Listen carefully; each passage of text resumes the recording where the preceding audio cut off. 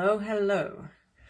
So I'm jumping on very quickly to talk about what happens when you are aligned and bright and you're doing all the healing work, you've done years of healing work, and you just trigger people all the time.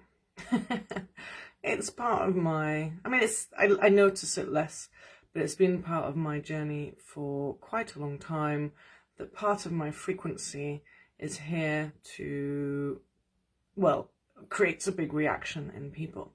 It used to be a bit out of control, where I would walk into a room and people would literally hate me the minute I walked in. My energy is not as abrasive anymore, but I learnt that the brighter I became, the more aligned I became, the more healed I became, the more my frequency could emit without distortion, meant that I triggered people a lot. And I think that is very clear with people that walk around with their head held high, that know themselves, that are not manipulatable. They are not easy to manipulate. They are, well, they easily trigger people. And the thing is you've got to understand that what's triggering them isn't necessarily you. It's your frequency and the energy that you emit. But it also, and this has been very true many a time, is that the brighter and lighter and clearer you are, the more you reveal other people's distortion to them. And then they blame you. So if you're in a position of leadership or teaching, or as a healer, you hold responsibility for others, then you kind of have to know or have a plan or understand how other people's projections of you, onto you, of them, onto you, how that will affect you and how to deal with it. So, you know, I had to learn through lots of different experiences, whether it was me as a healer, you know, doing energy work with people, and then all the ups and downs that you get with clients and experiences where you need good boundaries, or where they might be unhappy with something, or, you know, there's a lot of ups and downs and pitfalls when you're working with clients, which is one level. But then there's another one where if you're visible or you stand up as a leader in your communities, then it is more than likely, even if you are the most pure of heart, the most grounded, the most, you know, the shiniest, brightest, kindest person that's standing up and going on camera or being a leader in your community, people are still going to get triggered, and people are still going to lash out, and people are still going to blame you for whatever it is that they're going through on some level or another. Doesn't mean everyone does that, and I think part of your healing journey is realizing that when you feel something, that you should probably check in with yourself, not blame it on someone else, you know. But people are at different stages in their journey, and if you're stepping out there with courage, then yeah, how are you going to deal with that? So I've had so much experience. I mean, my Mayan astrological glyph, so like my horoscope but in Mayan, is white self-existing mirror. So that is pretty much the self-existing mirror bit. I feel like all of these tools, astrology, Mayan stuff, gene keys, all that stuff, you know, the idea is not that you pathologize yourself, is that you learn it, you understand it, and you alchemize all the pieces so that when you read it next, you're like, oh, I've done that. So last time I read my Mayan glyph, I was like quite excited to read it, and realized when I read it again, so it'd been years since I read it, when I read it, I was like, oh, this isn't an issue anymore.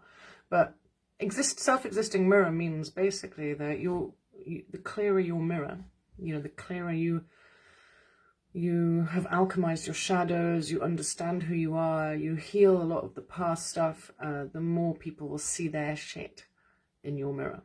So, you know, the plan is, how are you going to walk around and basically not give a fuck what people think about you as a leader or as a courageous person that's standing up for other people's wellness? There's a part of you that has to believe in your light, your frequency, your message, and your mission. So I'm getting emotional so deeply. You have to believe in what you're doing so deeply. You have to know that what you are doing is your heart's work. It's your life purpose. It's the frequency that you have come here to share. And you believe in that so deeply that no one, not a single person, can knock you off of that belief. because you know that the work you've done has worked. You are evidence that it has worked. And therefore what you share for others, you know, you're sharing something you believe in. And it doesn't matter if some negative ninny goes like, you know, I don't believe what you're doing. You know, that you need to find resilience in your system, which means that stuff like either just washes over. Because when people are being negative and nasty about what you do, and there always will be someone, certainly in the social media world, that if you have chinks in your armor, let's call it that. I don't want to call it armor, but let's, for the sake of it, there's chinks in your armor, and that earworm, those people's psychic energy, we call it psychic toxins in the kinesiology, but that negative energy can literally filter into your mind. Someone that is pissed off at you, that's thinking about you all day long, maybe they fancy you, but also maybe they're just pissed off at you, whoever they are, that energy can have an effect on you if your boundaries are not resilient. And I'm talking about energetic wizard boundaries, not just my boundaries. You know, when I say no, I don't want to do something, it's like a lot more. I'm talking about boundaries on a epic energetic level, and it is literally the viscosity of your mind and your spirit, your energy, your heart. What are you going to let in? And, you know, if it is in, how are you going to it's like rematrix the boundaries you need to be a leader, to stand up and be visible, to be a healer, to take responsibility for other people's healing journeys. I mean, you don't have to take responsibility for their journey, but you are in a position of responsibility in understanding how to deal with their boundaries and other people's psychic energies. You know, if you're sitting in a room with someone and you're holding them with care and they haven't been cared for appropriately in their life, they might have all manner of reactions to your care. So the new course that I'm starting is a long time coming, probably. I mean, it's the Transmute Distortion. I mean, is incredibly important, just to really understand how to alchemize and shift your energy when it's stuck somewhere, and how to deal with the outside world when you're a bright, shiny light or you're stepping up into visibility and leadership. So I have fielded it down to, it's for practitioners, it's advanced consciousness strategies. But if you feel like you are at a level enough with your own healing journey and energy work, and you want to be part of the workshops and even the kinesiology, just let me know. Certainly if we've already worked together, because there is room for you there. It was just that I really wanted people that know about energy, know about what I'm talking about, so we're not starting at the very basics.